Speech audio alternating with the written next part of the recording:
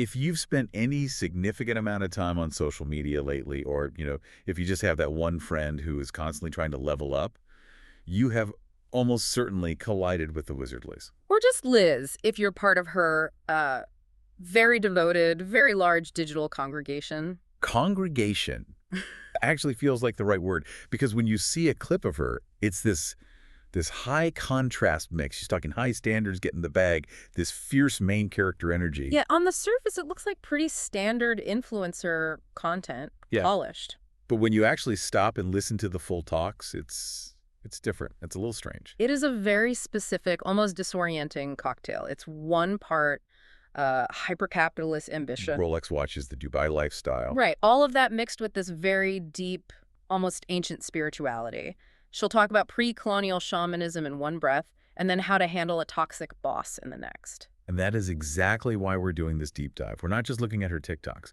We're analyzing a full transcript from a live Q&A she held. Which is key. This wasn't a polished YouTube video. This was Liz, pretty raw, answering questions after she'd been offline for quite a while. Yeah, and that context is everything. She'd been away because she was sick, grieving, and doing what she calls deep trauma work. So this transcript is basically a look under the hood. We're going to break down how she actually views the world. Not just the catchphrases, but the software she uses to process things like destiny, trauma, money, and hate. I want to start with destiny. Yeah. Because when you see someone this confident, you just assume they had a master plan. Like she sat down at 18 and mapped it all out. And that is not what happened at all. Not even close. No, quite the opposite. If you listen to her tell it, she was practically dragged into this career. She didn't want to be a YouTuber. She says she found the whole idea repulsing. This is the story about the fan, right? Homa. Homa from the UK, yes. And this is a perfect example of what Liz calls guidance versus forcing. Liz was just posting quotes, and this girl, Homa, started emailing her. Like once or twice. Every single day. Wow. That is intense. I think I would have just blocked them. It was relentless. Just, you need to start a YouTube channel. You have a message. And Liz admits her reaction wasn't gratitude. It was just annoyance. She thought, this girl is irritating me. So she didn't post the first video to get famous. She posted it to get Homa to stop. Precisely. The plan was post a video, leave it up for 2 weeks so Homa sees it, then delete it. But of course, the video just blew up. And that kind of sets the stage for her whole philosophy. It does. The difference between manifesting, forcing your will on the world, and guidance, where the world is trying to put you on a path and you just have to stop fighting it. But she fought it pretty hard. It wasn't just Homa. She talks about asking for signs and then just ignoring them. Which, I mean, I think we're all guilty of that. Oh, absolutely. She talks about this technique where you ask a question, open a book at random, and point to a word. Right. She did it, asking what to do with her life. Her finger landed on the word media. And she was like, nope. Literally said, I don't like that. Closed the book, did it again, landed on the exact same word. Media. Which is statistically wild. But even that wasn't enough. It was a darker moment, right? A more profound one. Yeah, her rock bottom moment. She was sitting on a curb somewhere, feeling completely hopeless. This was when she was in that relationship where she felt small. Exactly. She admits her ambition was zero. She says in the transcript, I thought the best I could do was just live off a man. She was ready to settle for this very small existence. And then a stranger walks up to her. A psychic woman, a total stranger, comes up and says, you don't understand how successful you are meant to be. You are bigger than this. Just imagine that. You're at your lowest, wanting to be small, and a stranger drops that on you. Her reaction was defensive. She wanted the woman to go away. She calls herself a runner. And I think that's a key insight here. Liz's theory is that we often prefer the misery we know over the uncertainty of a bigger life. It recontextualizes main character energy then. It's not about ego. It's about accepting the script. Right. But speaking of scripts, this bleeds right into her view on relationships. Because if you're on a mission, what happens to the people who can't come with you? This is where things get a little controversial. A fan asked her about attachment, that feeling of, I cannot let this person go. And she doesn't give the standard advice. She goes spiritual. She calls everyone a separate soul. So people aren't permanent fixtures in your life. No, they're more like guest stars with specific contracts. She believes that when someone exits your life, a breakup, a friendship ending, it just means their mission in your life is complete. That sounds almost cold, though, doesn't it? Like, your mission's done, see ya. Very transactional. It can sound that way if you see relationships as ownership. Yeah. But Liz argues that clinging to someone whose time is up is actually fear, not love. She uses this medical analogy that I thought was pretty brilliant. The cast on a broken leg? Yes, you don't walk around with the cast after the bone is healed. Think about it. The cast served a vital purpose. It held you together. But if you keep wearing it, the muscle atrophies. It becomes a burden. She says we drag these casts, these dead relationships, around because we're terrified. It's that lack mindset. Yeah. The fear that this was as good as it gets. And that leads to her mantra. If you take one thing away from this deep dive, it should probably be this phrase. When you lose something, instead of panicking, you demand something from the universe. You say, God, show me how good it gets. God, show me how good it gets. It flips the whole narrative. It goes from I lost something to I made space for something.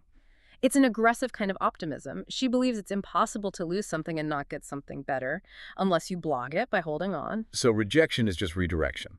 Every single time. If a door slams in your face, it's because you were trying to walk into a closet when you're meant to be in a ballroom. Okay, but to get to that ballroom, you have to be functioning. And Liz talks a lot about how she wasn't. This part of the transcript was surprising because she goes beyond just mindset. She talks about her body in a very visceral way. This is that inner child work.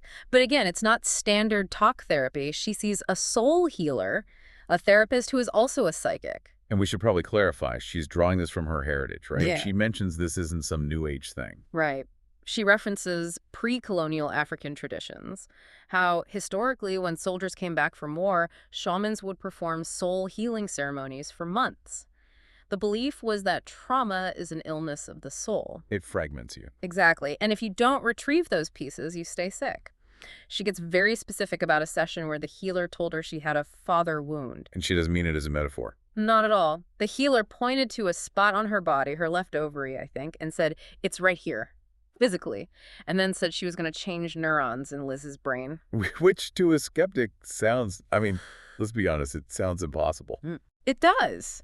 But Liz describes the physical aftermath. The moment the healer did the work, she got a splitting headache. Then, for 3 days, she was just in this purge, crying nonstop. But the real clincher for her was the physical change, the traumatic weight. Yeah, this is fascinating. She says she'd struggled with severe bloating and digestion issues for years. Couldn't go to the bathroom properly. She tried every diet. Nothing worked. She felt ugly and heavy. And after the soul healing session, It was just gone. vanished. Her digestion went back to how it was when she was a child. Her theory is that the ugliness and the bloating was just trauma trapped. It's kind of like that idea that the body keeps the score, but with a spiritual layer. Exactly. And no amount of kale or conches will fix a spiritual injury. That's her point. So let's say you do the healing, you accept the mission. Now we have to talk about the Rolex of it all, the Yeah. luxury, the money. Because in this Q&A, she kind of dismantles it. She does. She pulls the curtain back. She admits that she bought the Rolex, got the dream bag, and it didn't work. She said, it didn't do that for me. It's that classic process versus outcome trap. You think the thing will make you happy. Right. But the dopamine hit lasts about 5 minutes. She has bags on her shelf she never even wears. She admits she used to judge people who said family's everything. She's like, yeah, whatever, I'd rather have the watch. And now she's the one saying, actually, laughing with my sister is the only real joy. But, and this is critical, she doesn't say money is bad. She says money doesn't exist. Yes. Okay, explain that one, because my bank seems to think it exists. Lapses, it's a mindset shift. She sees money as pure energy and influence. She uses the analogy of a teacher versus an author. Okay. The teacher works incredibly hard, day in, day out, but she's impacting maybe 25 students. Her energy is capped, so her financial return reflects that. Now, if that same teacher writes a book that helps 1 million kids... She becomes a millionaire? She didn't work harder, necessarily. Exactly. The labor might be less, but the reach of her energy expanded. Liz believes money just follows the reach of your influence. That ties back to her own career. But she didn't start there. She had normal jobs.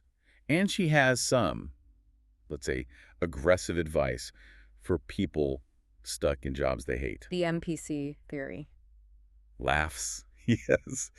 Treating your coworkers like non-player characters in a video game. It's funny, but it's a coping mechanism. She says if you're in a workplace that drains you, you have to emotionally detach. The toxic boss isn't a main character in your story, they're just scenery. She talks about how she acted in those jobs, walking in like she owned the franchise. And people treated her like she was in charge, but we have to mention the outcome. Yeah, she got fired. A lot. Laughs from almost every job. She Yeah. admits it. I walked in like a boss and then I got fired. Which sounds like a failure. If I got fired that many times, I'd think maybe I'm the problem. But for her, it's divine protection. If you get kicked out of a room, it's too small for you. The universe was pushing her out because if she hadn't been fired, she might have just settled. So if you're listening and you just got laid off, Liz would say that's a feature, not a bug. Correct. But here's the catch. When you find that bigger door and you step into your light and you get the influence, you get the haters. And she gets a lot of them. Mm-hmm. People criticize everything. The usual advice is just ignore them. But Liz says that's not enough. She practices what she calls radical sympathy. How does that work? She just looks at the mechanics of it. She asks, what kind of life does a person have where they need to wake up and type a nasty comment to a stranger to feel something? It's a miserable life. It's a deeply sad existence. Happy people are too busy to leave hate comments. So when someone attacks her, she sees it as a symptom of their own suffering. So she doesn't get mad. She feels sorry for them. She literally says she sends them love. It's the ultimate power move. It just neutralizes the attack. But she does admit she isn't immune. She talks about how even she got her brain fried by TikTok. Yeah, this was a very vulnerable admission. She says she fell into the comparison trap, scrolling, seeing other creators, and feeling like she wasn't enough. She thinks the algorithm and the powers that be want you in that state. Because an insecure person is easier to control. Exactly. If you feel inadequate, you buy things. If you feel scared, you stay in line. She had to physically stop and say, wait, my brain is fried. This isn't my thought. So how did she pull herself out? She talks about being locked in her room for 2 years, dealing with an eating disorder, depression.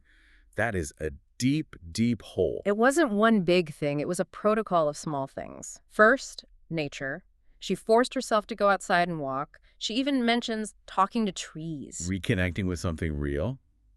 And the food. She forced herself to eat one real meal a day, just mechanically repairing her relationship with nourishment. And then the mirror work. This is the one that can feel cliche, but she insists on it. Standing in front of a mirror and saying, you are amazing. And she admits, at first, she didn't believe it. She felt stupid. That's the key, right? That is the key. You don't have to believe it. You just do it until the neural pathways start to change. She basically brainwashed herself into confidence. And finally, she changed how she spoke to God. She stopped complaining. Right. She used to just vent. She shifted to treating God like a best friend. Hey, I really need help with this. Asking for assistance instead of just wallowing. And that brings us full circle. She asked for help, the signs came, even the annoying ones, and she finally stopped running. That's the journey. From resistance to surrender, and from surrender to power. So as we wrap up this deep dive, what's the big takeaway? It feels like it's more than just get rich. It is. It's realizing you are the protagonist, that trauma is real, but it's a glitch in the soul that can be fixed.